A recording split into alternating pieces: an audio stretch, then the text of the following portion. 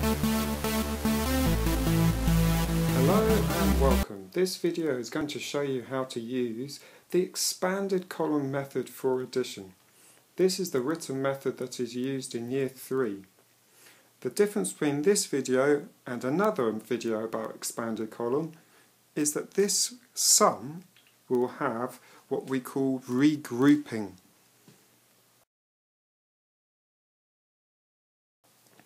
So imagine you have the sum 360 plus 42. So I'm going to use my place value headings to set up the written method first of all. So I've got 360 plus 42.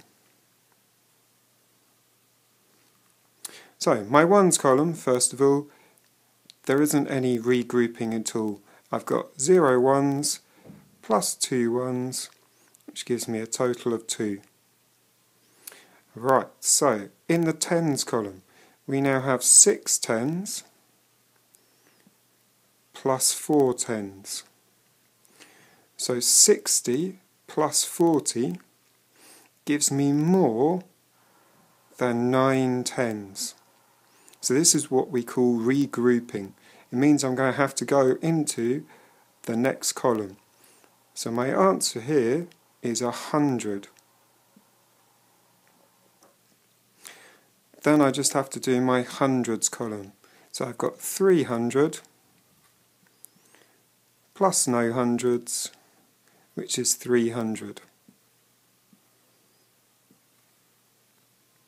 Let's find out how much we've got in each column. So I've got 2 ones, I've got no tens at all, 1 plus 3, so I've got 4 hundreds. So here is my regrouping.